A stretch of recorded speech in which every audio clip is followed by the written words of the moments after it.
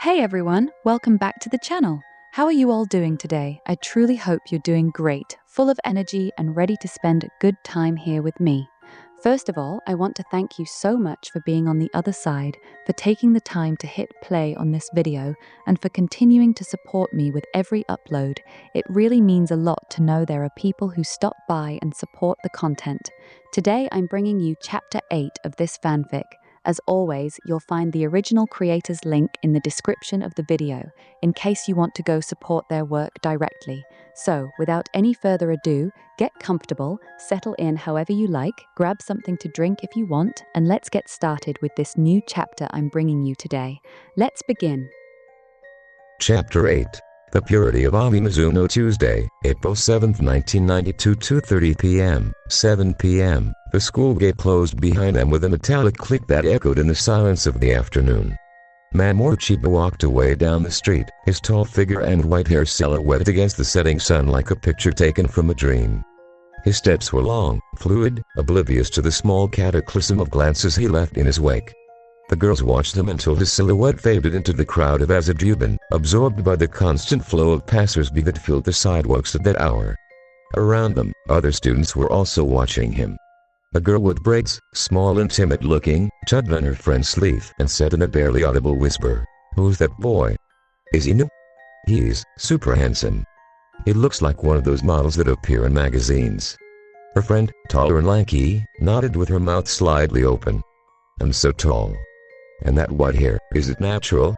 It looks like he's from an advertisement." Yusuke smiled to herself, with a possessive pride that was already becoming familiar to her, like a little warmth that rose from her stomach to her cheeks. "He's our friend. He's Memo-chan. He's ours." The possessive tasted like honey and lemon candy in her mind. Sweet and sour at the same time. Like him. Like everything about him. "Well, I'm going to the library," announced Ami, adjusting her backpack strap over her shoulder with an automatic, precise gesture. "I want to look up some Latin books. I was left wanting more after what we talked about at lunch." Chiba-kun mentioned etymology and, "Well, I'm curious." "I'm going back to the shrine," said Rei, in her usual dry tone, although her violet eyes flickered for an instant toward the direction Mamoru had disappeared. "My grandfather wants me to help him with the spring amulets. Apparently, people are very superstitious this year. More than usual." "Well, I'm going to the supermarket," said Mikoto, with a radiant smile that lit up her whole face. "I'm going to buy ingredients to make curry. I was left craving more cooking after the onigiri. And I want to try a new recipe I saw in a magazine." "And you, Yusuke?" asked Ami, turning toward her. Yusuke shrugged, her silly smile still stuck to her lips as if someone had fixed it with super glue. Home, I guess. To rest. Today has been a very intense day." "Intense?" repeated Rei, raising an eyebrow with that gesture she'd practiced so much in front of the mirror. "The only thing you've done is eat onigiri and stare at Chiba-kun like a fool." "That's not true," protested Yusuke, puffing out her cheeks. "I also ate flan. And I talked to him. And we dreamed the same thing. That's intense. Very intense." Red snorted but said nothing more. Mikoto gave Yusuke a hug, wrapping her in her strong, warm arms. Ami gave her a soft smile, one of those she rarely showed but that were genuine. And the four of them parted ways. Each took her own path. Tuesday afternoon opened before them, full of possibilities, like a book with pages yet to be written. Ami Mizuno walked toward the Azajuban Public Library with her calm, regular step, that step she had mentally timed on countless occasions. 72 strides per minute, not one more, not one less. The building stood on a quiet street, away from the bustle of the main avenue. It was an old construction, of exposed brick aged by decades of rain and sun, with large arched windows that let in light in torrents. Two ancient cherry trees flanked the entrance, like silent guardians, spilling a constant rain of pin petals that carpeted the sidewalk. The spectacle was of an ephemeral and melancholic beauty. Ami stopped for a moment to contemplate it. The petals fell slowly, spinning in the air like little parachutes, swayed by a breeze that smelled of spring and damp earth. One of them landed on her shoulder. She picked it up carefully, observing its delicate pink veins, and let it fall again. Everything was ephemeral. Beauty, youth, life. That's why you had to make the most of every moment. That's why she studied so much. to not waste a single second. She climbed the entrance steps. Her shoes echoed on the worn stone. She pushed the heavy wooden door, which turned on its hinges with a familiar creak, and entered. The smell of old paper and waxed wood, of vacant centuries of accumulated knowledge, enveloped her like a warm embrace. It was her refuge. Her second home. The place where the outside world disappeared and only words remained. Words were safe. Words didn't judge. Words were always there, waiting to be read.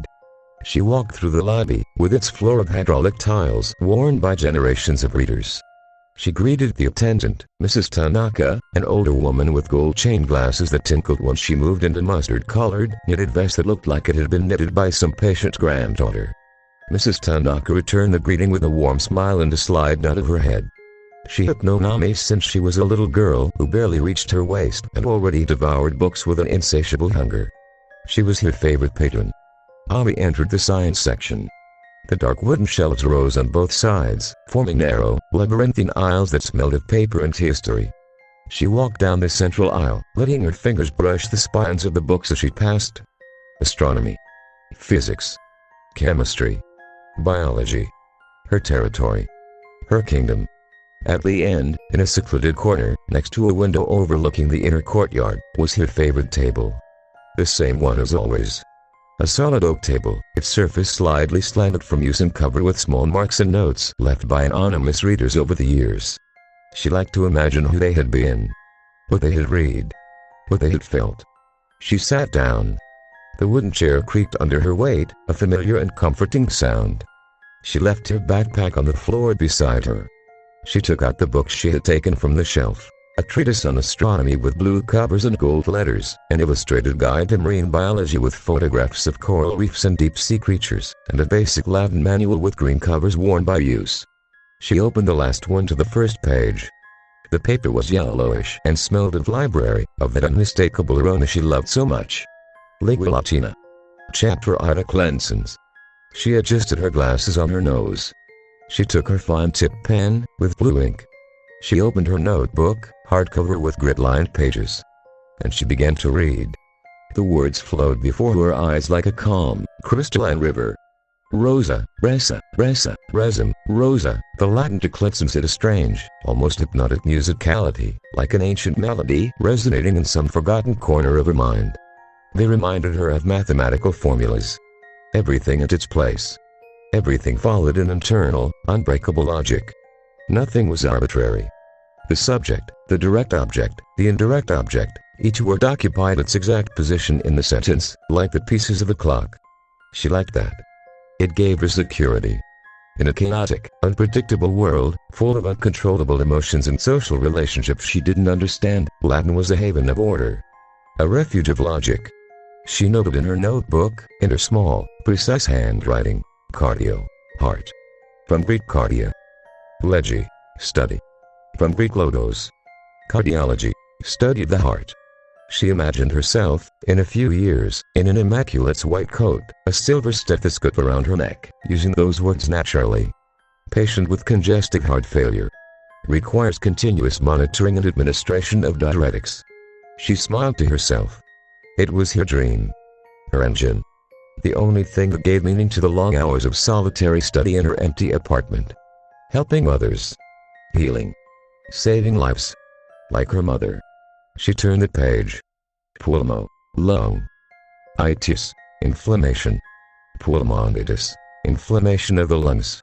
She continued taking notes, absorbed, letting the Greco-Latin roots fill her mind and displace, for a moment, the recurring image of two colored eyes and a velvety voice that had said to her, "You are precise and logical."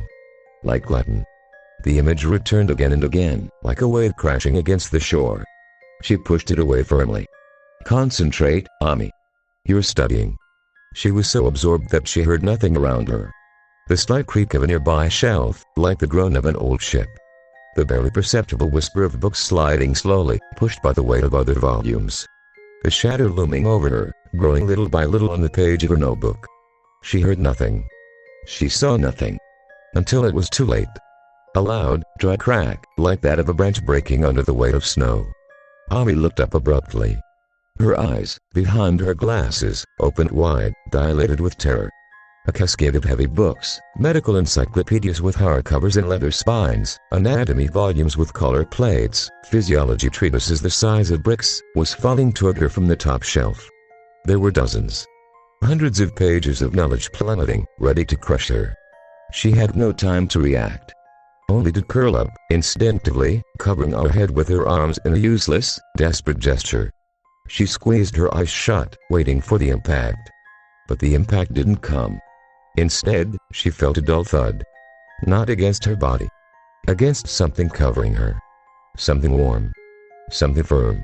Something that smelled of vanilla, sandalwood, cedar, an olfactory paradise she recognized instantly, even before her rational brain could put a name to it. Mamoru. She opened her eyes. Her cheek was pressed against a broad chest, covered by the white fabric of the uniform. She could feel the warmth of his skin through the fabric. The beat of his heart, strong and regular, resonated against her ear like a distant drum. Strong arms surrounded her, creating an impenetrable shield, a fortress of muscle and bone.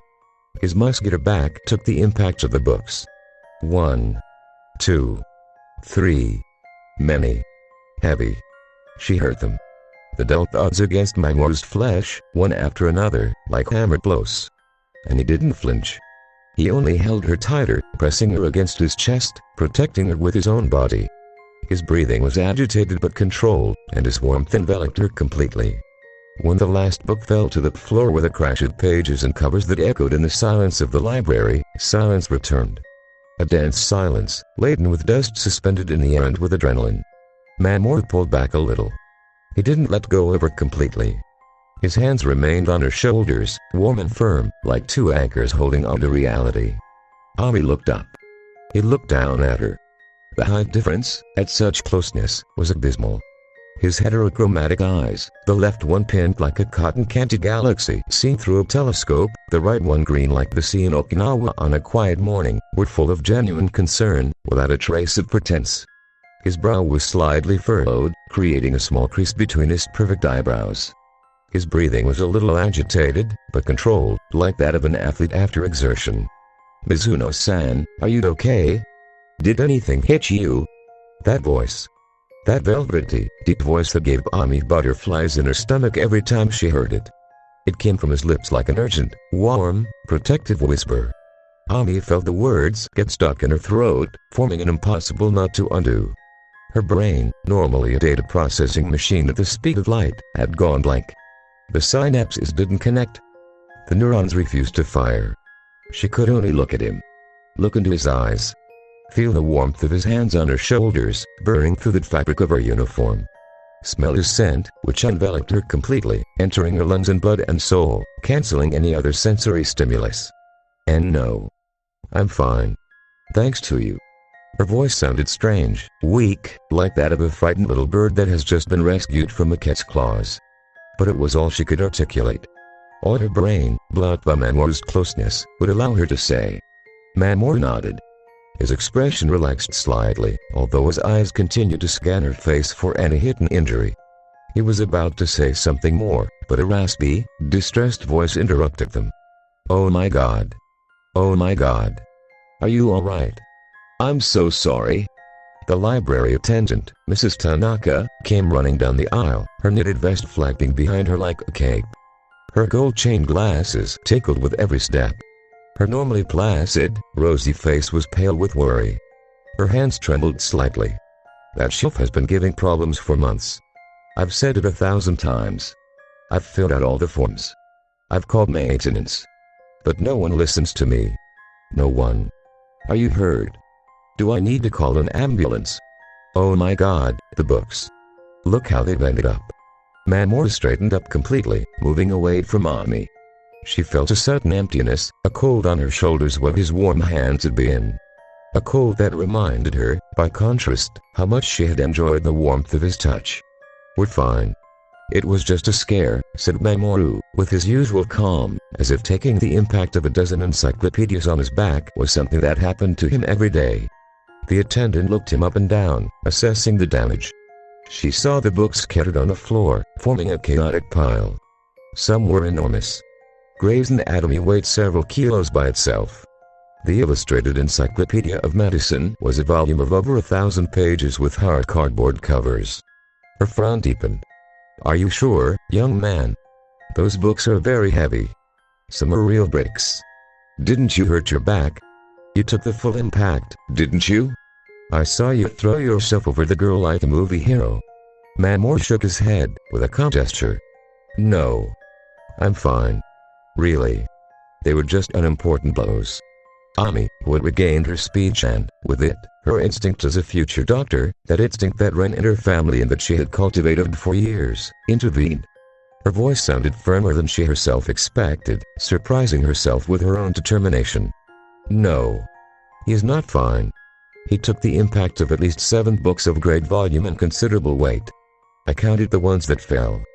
Gray's Anatomy, the Illustrated Encyclopedia, the Treatise on Human Physiology, 2 volumes of Pathological Anatomy, and several others. He could have deep internal bruising, severe muscle contracture, or even a microfracture in a dorsal vertebra. The fact that he doesn't feel immediate pain does not rule out a serious injury. I need to examine him. It's imperative." The attendant looked at her, surprised by her professional tone and her terminological precision. Then, she nodded vehemently, impressed. "You're absolutely right, miss. It's clear you know what you're talking about. There's a break room at the end of the hall, on the left, past the history section. There's a complete first aid kit there. I'm going to call maintenance to remove these books once and for all and shore up that shelf. And so they'll hear me, that's enough. This can't happen again. It's the 3rd time this month." She left, muttering curses about old shelves, cub maintenance budgets, and the general incompetence of the adult world. Her footsteps echoed down the hallway, fading away. Ami grabbed Mamoru by the sleeve of his jacket. Her hand trembled slightly, betraying her nerves, but her determination was firm as a rock. "Come on, Chiba-kun." He looked at her, one eyebrow raised. The one over his green eye. The left one, the pink one, remained neutral, but in the right one a spark of amusement shone. "Mizuno-san, really, I'm fine. You don't need to bother. They were just a few hits. I'm used to it. I train in martial arts, you know. I've taken worse hits." "Yes, you don't need to," she insisted, tugging his sleeve harder, as if afraid he might escape. "You've taken a considerable impact. I'm not going to let you leave without examining you properly. It's my responsibility.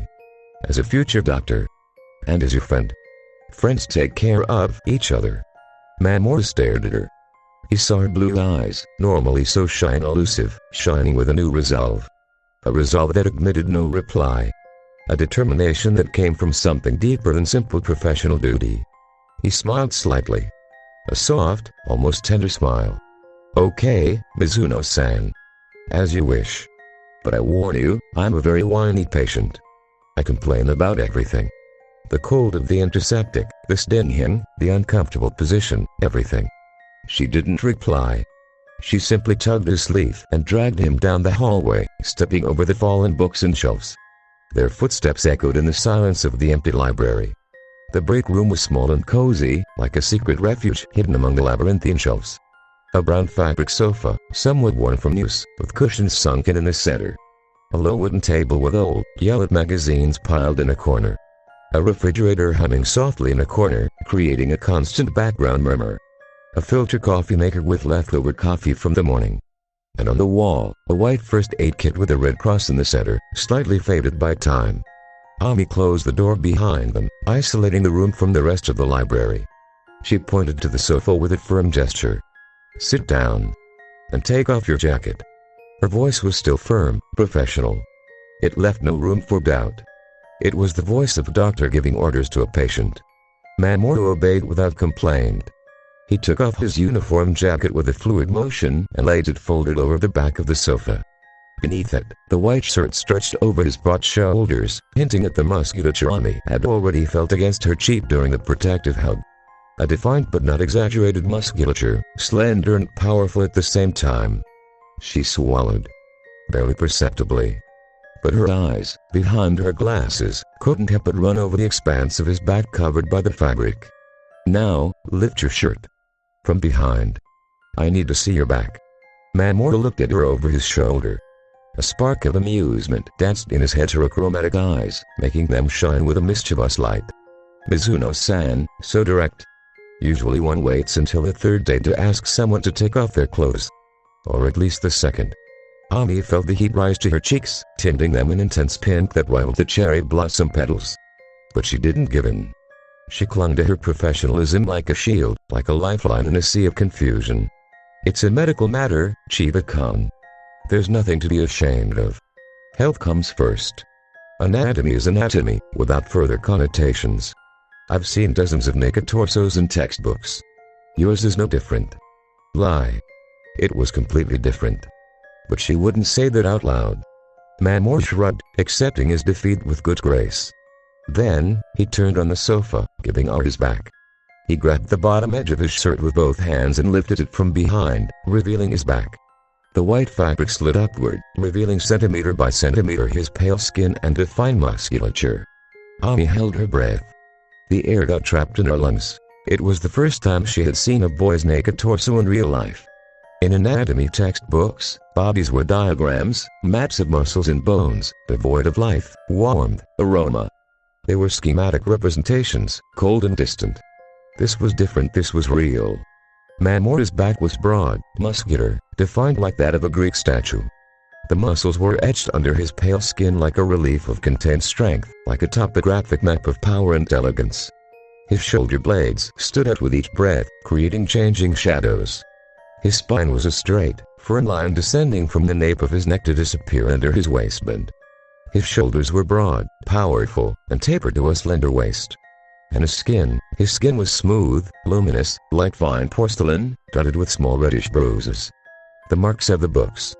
War marks. Marks of having protected her. Ami approached. Her medical instinct took full control, overriding her shyness, her modesty, her awareness of looking at the bare back of the boy she liked. Her eyes scanned Mamoru's back with clinical precision, assessing damage. The bruises were superficial, locally. His dense, well-developed muscles had absorbed most of the impact like natural armor. If it weren't for the muscle maths, the books would have hurt him a lot. They might even have broken a rib or caused a pulmonary contusion. But there was one. Just below his right shoulder blade, in the area where the ribs are most exposed. A small cut, with irregular edges, from which a trickle of bright red blood flowed. A book must have had a sharp edge, or perhaps one of the corners of the hardcovers had hit him with bad luck. Ami frowned, concerned. She opened the warm out of first aid kit. Inside there was everything. Sterile gauze in individual packets, antiseptic in a dark glass bottle, fabric adhesive tape, blunt-tipped scissors, metal forceps, elastic bandages, bandages of various sizes. Everything necessary for an emergency dressing. She took a sterile gauze and the antiseptic bottle. You have a small cut. Right under your shoulder blade. I'm going to clean it. It stings a bit, I'm warning you. Her voice sounded softer now, less professional, more human. Almost maternal. Go ahead, Dr. Mizuno. I'm in your hands. Do with me what you will. She soaked the gauze in antiseptic. The clear liquid gave off a strong medicinal smell that filled the small room. With infinite gentleness, as if handling a fragile work of art, she applied the gauze to the cut. Mamoru shuddered slightly at the contact of the cold liquid. His muscles tensed under his skin, forming an even more pronounced relief. A visible shiver ran down his back. Sorry. I know it stings.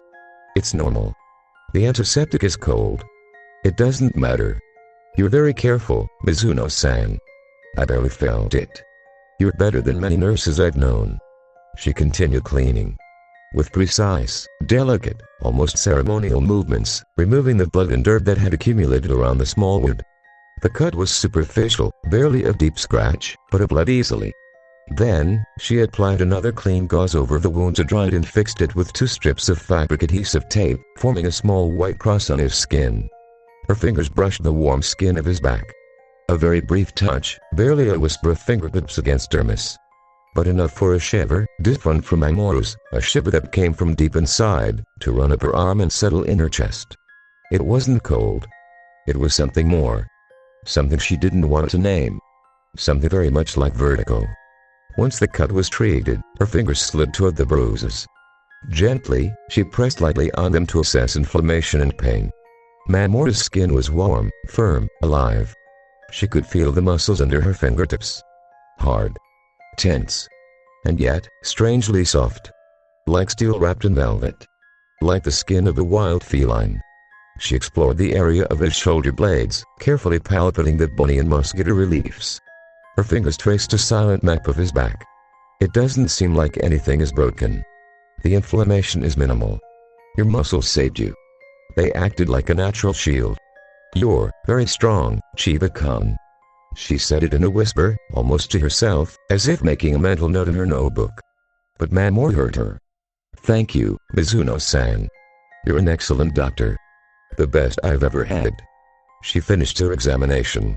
She stepped back one step, creating a prudent distance. Her heart was beating faster than normal, as if she had just run a marathon. She brought a hand to her chest, trying to calm it. She cleared her throat. That's it. It doesn't look serious. Just the superficial cut and the bruises. But you should put ice on the bruises when you get home, for 15 minutes every hour. And rest. No intense exercise for a couple of days. Mamoru pulled his shirt down with a fluid motion. The white fabric covered his back again, hiding the bruises and the adhesive tape. He turned toward her. His expression was serious. Too serious. His heterochromatic eyes stared at her intently, with an intensity that left her breathless. Any trace of amusement had disappeared from his face. Mizuno-san. His voice was deep, grave, laden with a solemnity that bid nothing good. Like the prelude to a tragedy. You have seen my bare back. You have touched it with your own hands.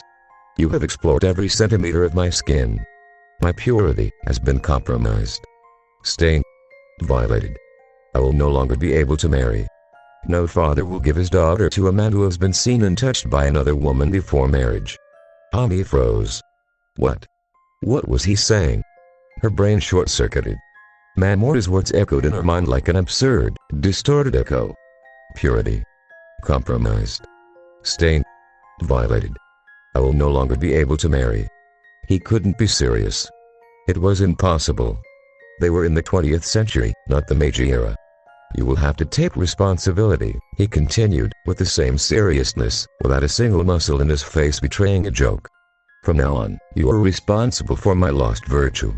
I hope you are prepared to assume the consequences of your actions. You must keep my honor intact before society. Protect my reputation from any slander.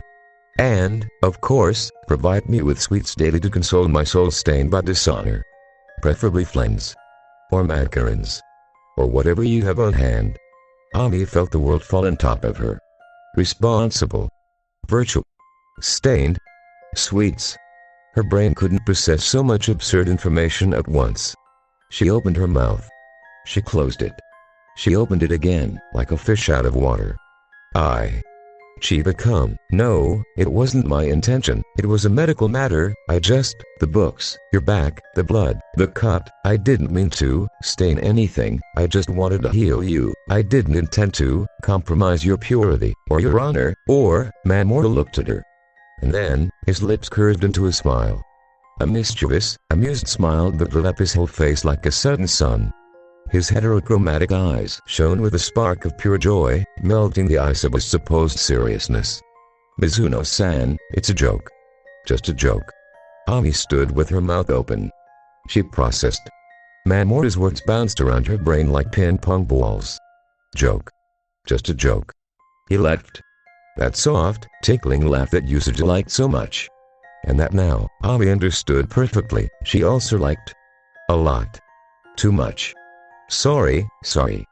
I couldn't help it. Your face was a poem. An ode to confusion. An elegy to lost innocence. You should have seen yourself.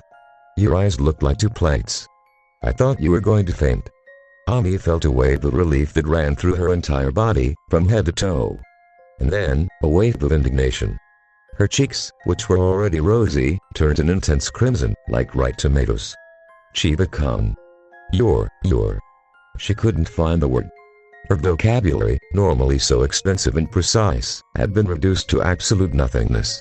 The words refused to come out. Mean? He suggested, with a wide, carefree smile. Yes. Mean. Very mean. You're terrible. You scared me to death. I thought you were serious. I thought I really had to take responsibility for your purity.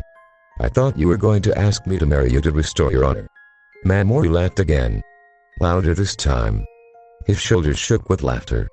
His heterochromatic eyes narrowed, shining with tears of joy. It was a genuine, contagious laugh, filling the small break room with unexpected warmth, like a ray of sun coming through a window. "Marry me. That would be too much. Although, come to think of it, it wouldn't be a bad plan. A doctor in the family is always useful. But no, Mizuno-san, you don't have to marry me. Just providing me with sweets daily is enough. And healing me if something happens to me again. With you around, I'm sure it will." Ami snorted, trying to regain her composure. But she couldn't help but smile. Because the joke was absurd. And because he was laughing. And because, deep down, she had liked it. That he joked with her. That he felt comfortable enough to do so. That he considered her his friend. His equal. Someone with whom he could be himself, without masks or formalities. "You're a case, Chiba-kun. A clinical case worthy of study. They should write an article about you in the New England Journal of Medicine." "I know. But I have a good doctor who takes care of me. The best. So I don't need them to study me. As long as you take care of me, that's enough." The break room door opened with a slide squeak. Mrs. Tanaka poked her head in, her gold chain glasses tinkling. "Everything okay in here? Do you need me to call anyone? An ambulance? Your parents?" Mamoru shook his head, getting up from the sofa with an agile movement. He put on his uniform jacket, covering his shirt and the bruises hidden beneath it. "No, thank you. They were just unimportant scrapes. Mizuno-san treated me very well. She's an excellent doctor. The best I've ever had." The attendant looked at them. She saw their flushed faces, their complicit smiles they couldn't hide, the atmosphere charged with a strange intimacy. She smiled tenderly, with that wisdom that comes with age. "Well, how lucky you are to have such an attentive and competent friend. It's clear she cares about you. Well, if you need anything, I'll be at the front desk. And I'm very sorry about the shelf. It won't happen again. I'm going to file a formal complaint. This is intolerable." She left, closing the door softly behind her. Her footsteps faded down the hallway. Ami and Mamoru were alone again. The silence that followed was not uncomfortable. It was a warm silence, full of the laughter that still echoed in the air and of everything they hadn't said. Mamoru got up from the sofa. He put on his jacket with a fluid motion. Then, he rummaged in his backpack, which he had left leaning against the wall, and took out a book with green covers and gold letters. He handed it to Ami with both hands, as if it were a valuable object. "By the way, I found this. Before all the shelf incident. I was looking for it for you." Ami took the book. She looked at it. Her eyes scanned the cover. Medical etymology. Greco-Latin roots for the medical student. Her eyes widened. It was exactly the book she needed. The one she had been searching for unsuccessfully for weeks in all the bookstores and libraries in the city. An old copy, with green covers and yellowish pages, with marginal notes from a previous reader. How did you know? How did you find it?" "I've been looking for it for weeks. It was out of stock everywhere." Mamoru shrugged, downplaying it. "Intuition. And I paid attention to what you said at lunch. About Latin and medicine. About how words keep the history of what they mean. I thought you might like it. And I looked for it in the rare and out-of-print books section. There it was, hidden among other volumes. Waiting for you." Ami felt a lump in her throat. It wasn't just the book. It was that he had remembered. He had listened attentively to her words. He had stored them in his memory. And he had acted accordingly. Without her asking. Without expecting anything in return. Simply because he cared. "Thank you, Chiba-kun. Thank you very much. It's the book I needed. It's perfect. I don't know how to thank you." "You're welcome, Mizuno-san. That's what friends are for. To listen to each other and to find books for each other." They left the break room. They walked down the hallway in silence, stepping around the cordoned-off area where Mrs. Tanaka had placed a danger, do not enter sign. They went into the literature section, quieter and better lit. They sat in a secluded corner, near a window overlooking the library's inner courtyard. Outside, the afternoon sun was beginning to decline, tinting the sky with shades of orange, pink, and violet. Golden light filtered through the leaves of the trees in the courtyard, creating changing, dappled patterns on the wooden table where they sat. Ami opened the etymology book Mamoru had given her. She leafed through it reverently, as if it were an incanable. It was full of marginal notes, written in small, pointed handwriting, from a previous reader. She loved that feeling that the book had a history, that other hands had carved it before hers, that other minds had found value in its pages. "It's fascinating," she said, almost to herself, reading one of the notes. "How words keep the memory of what they mean." Cardiology. From the Greek cardia, heart, and logos, study. The study of the heart. It's beautiful. Almost poetic. Mamoru nodded, resting his cheek on his hand and looking at her with a small smile. Words are like fossils. They keep the history of those who use them, of what they thought, of what they felt. To desire. From the Latin desiderare. Literally, to stop looking at the stars, because when you desire something very strongly, you stop looking at the sky for answers or comfort. Or so etymologists say. I don't know if it's historically accurate, but I like to believe it. Ami looked at him, fascinated. Her blue eyes shone with renewed interest. She had never heard that etymology. And it was beautiful. Deeply poetic. Really?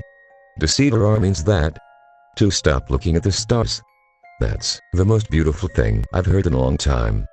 It gives a whole new meaning to the word desire, so say those who know. I'm just repeating what I read. They talked about books. About authors. About words. The conversation flowed with astonishing naturalness, like a river finding its course. Ami confessed her love for Jules Verne, for 20,000 Leagues Under the Sea, for Captain Nemo and his Nautilus, for the feeling of adventure and discovery that permeated every page.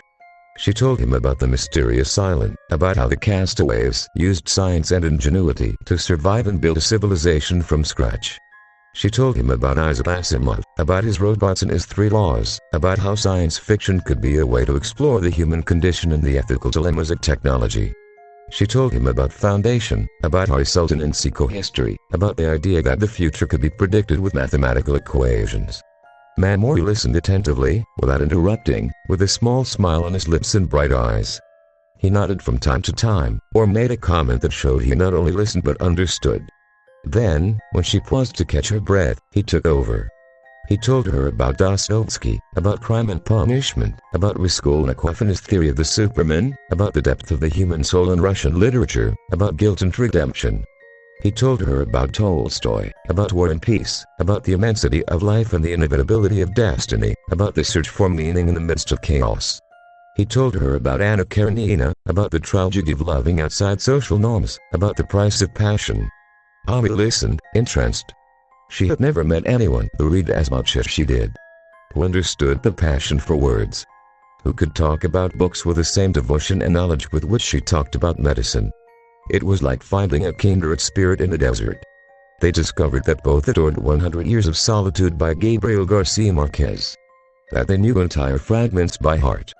That they had cried at the ending, at the image of Aureliano Babylona deciphering Melquiades parchments while Macondo was raised by the wind.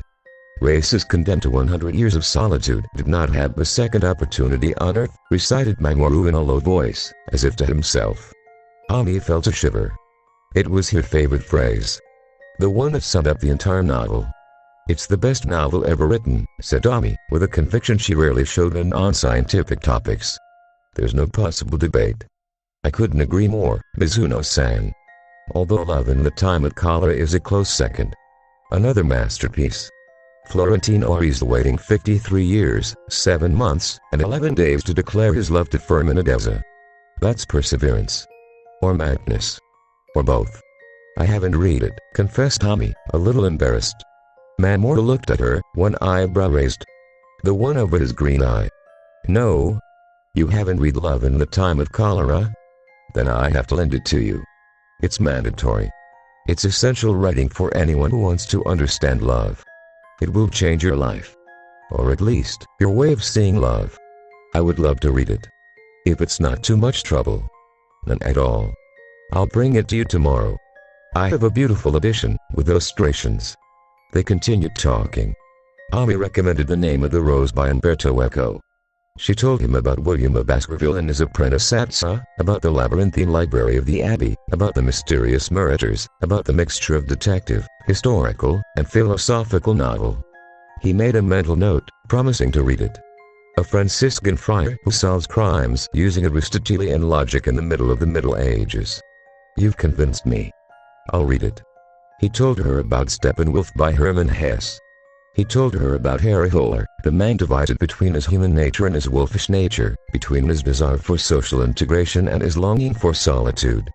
He told her about the magic theater, about the search for identity, about madness and sanity. Ami listened, intrigued. It sounds disturbing and fascinating. It is. I recommend it. I think you like it. Harry Holler is a very complex character. He makes you question many things about yourself. She promised to read it. He promised to read Echo. The sun continued to sink on the horizon. The light became more golden, more melancholic, tinting the library with a warm and cozy atmosphere. The library slowly emptied. The last readers gathered their things and left. And they remained there, in their corner by the window, talking and talking, as if time didn't exist, as if the outside world had stopped. Ami felt comfortable, happy. As if she could talk for hours without getting bored, without getting tired, without feeling the need to run away. As if he really listened to her. As if her words had value. Not just her medical knowledge, which she had always felt was her only value. Her words. Her opinions. Her literary tastes. He valued them. He respected them. He shared them. He didn't look at her like a weirdo for knowing so much. He looked at her with admiration. In a silence in the conversation, Ami looked at him. His heterochromatic eyes shone in the golden light from the window. The left one looked like a pink sunset, full of changing nuances. The right one, a calm sea of dusk, deep and serene. His profile was perfect, silhouetted against the light. His scent, vanilla, sandalwood, cedar, paradise, enveloped her gently, mingling with the smell of old paper in the library. And Ami knew it. With an absolute, irrefutable certainty that filled her chest with an unknown and slightly terrifying warmth. I like him. I like Mamoru Shida. Not just as a friend. As something more. Much more. She didn't say it out loud, of course. But her eyes, those blue eyes that normally only saw data, facts, and figures, screamed it silently. And Mamoru, who was looking at her at that moment, saw something in them. Something that made his own smile become softer, warmer, more intimate. They said goodbye at the library door. The sun had almost completely set, leaving behind a sky of deep blue dotted with the first stars. The street lights were beginning to come on, projecting halos of yellow and orange light onto the sidewalk. The air smelled of spring, of jasmine and damp earth. Mamoru slung his backpack over his shoulder, adjusting it. See you tomorrow, Mizuno-san. Take care of those books. And don't study too late. Sleep is important for memory consolidation. See you tomorrow, Chiba-kun. And you, put ice on your back. 15 minutes every hour. Don't forget. He smiled. A warm, reassuring smile. I will, Dr. Mizuno. I promise. I won't miss my treatment. He turned and walked away down the street. His tall figure and white hair faded into the twilight, absorbed by the long shadows of the buildings. Ami watched him until he disappeared completely. Then, she set off toward her home. But she was not the same Ami who had left school. This Ami was floating. Her feet barely touched the ground. Her mind repeated every moment of the afternoon in an infinite loop. The protective hug, his chest against her cheek. The scent of paradise that had enveloped her. Her fingers on his bare back, feeling the warmth and firmness of his muscles. The absurd joke about purity and responsibility. The endless conversation about books and words. His eyes shining in the golden light. His smile when they said goodbye. Mamoru Shida. I like him. I like him very much. I'm in love with him. She arrived at her apartment. The silence greeted her. Her mother wasn't there. Night shift at the hospital. There was a note on the refrigerator, held by the dolphin magnet. Dinner in the green container. Eat for 3 minutes. I love you. Mom. Ami read it with a smile. She stored it in her notes drawer, with the others. But tonight, the loneliness of her apartment didn't weigh on her. It wasn't an emptiness. It was full of echoes. Of words. Of letter. Of them. She hated dinner. She ate without really tasting it, her mind elsewhere. Then, she went to her room. She sat at her desk. She turned on the lamp. She opened her personal observation notebook, that covert diary disguised as a scientific report. She leafed through it until she found the page where she had written her notes about Mamoru. She reread them with a nostalgic smile. Mamoru, 14 years old. Transferred from Siren. Complete heterochromia. Height, 1.85 m. Native English speaker. Possible polyglot. Pastry skills. Manga drawing. Personality. Reserved in public, expressive in private. Sense of humor. They seem like notes from another person. From an Ami who only saw data. Who didn't feel. Who protected herself from the world with the armor of logic. She took her fine-tipped pen. And she wrote, in her small, precise handwriting, on a new page, Date 2. Tuesday, April 7, 1992. MC saved my life in the library. He placed himself between me and the shelf full of heavy books. He took the impact on his back. He could have been seriously hurt. He did it without thinking. By instinct. To protect me. I treated his wounds. I saw his bare back. I touched his skin. It's warm. Firm. Soft. He smells of vanilla, sandalwood, cedar, something I can't describe with words. He smells of paradise. He made an absurd joke about his compromised purity. He made me laugh. He made me feel complicit. He treated me like a friend. Like someone you can joke with. We talked for hours about books. About words. About etymologies. He likes to read. A lot. As much as I do. He knows Dostoevsky, Tolstoy, Garcia Marquez. He adores 100 Years of Solitude as much as I do. He recommended Love in the Time at Collar to me. He promised to lend it to me tomorrow. He listened to me. Truly. He didn't just hear my words. He valued them. He looked at me as if what I said was important. As if I were important. Insufficient data. Feelings. Sufficient. Too many. Preliminary conclusion. I like Mamoru. Not just as a friend. As something more. I'm in love with him. She closed the notebook. She stored it in her nightstand drawer, under metaphorical lock and key. She sat for a moment, her hands in her lap, feeling the beat of her own heart. Please. Let tomorrow be just as wonderful. And the day after. And the next. Let it never end. Let this feeling never end. Meanwhile, kilometers away, in his silent penthouse, Mamoru took off his shirt in front of the bathroom mirror. He turned to look at his back. He saw the white adhesive tape that Ami had put on so carefully, forming a small cross over his right shoulder blade. He saw the bruises, which were beginning to darken, taking on a purplish tone. And he smiled. A soft, intimate smile, just for himself. Mizuno-san, Ami. She's a good doctor. And a good friend. A very special friend. He left the bathroom. He went to the kitchen. He took an ice pack from the freezer, wrapped it in a cloth, and applied it to his back, over the bruises, just as she had instructed. 15 minutes. He sat on the sofa, the ice on his back and his gaze lost in the large window. Tokyo shone before them, a mantle of twinkling lights. And for the first time in a long time, the silence of his penthouse was not an enemy. It was full of echoes. Of words. Of the conversation about books and stars. Of the blue-haired girl who had hit him with her own hands. That night, when he fell asleep, he didn't dream of golden roses. He dreamed of an infinite library, full of shelves that reached to the sky. And in the center, a blue-haired girl, with glasses and a shy smile, who handed him a book and said to him, "Words are fossils.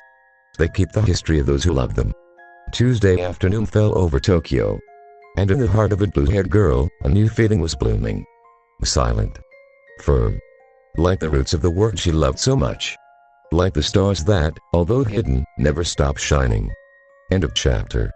Esta parte não importa, é solo para que ela dia nos corte lá nada y seis complete o job jaja sq me editor esta episode. And with that, we've reached the end of this video. Thank you so much for sticking with me until the end. I really appreciate it a lot. I hope you enjoyed the chapter as much as I did bringing it to you. Remember that the original creator's link is in the description, so don't forget to go support their work if you liked it. If this video was helpful or you simply enjoyed it, please give it a like, subscribe to the channel if you haven't already, and hit the notification bell so you don't miss the next chapters. You can also leave a comment telling me what you thought or what you're looking forward to in the next one. With nothing more to say, I'll say goodbye. Take care, rest well, and I'll see you in the next video. See you next time. Deixa tudo acontecer, deixa tudo acontecer. Hoje a noite é pra gastar tudo que a gente quiser. Bebe, bebe, depois desce.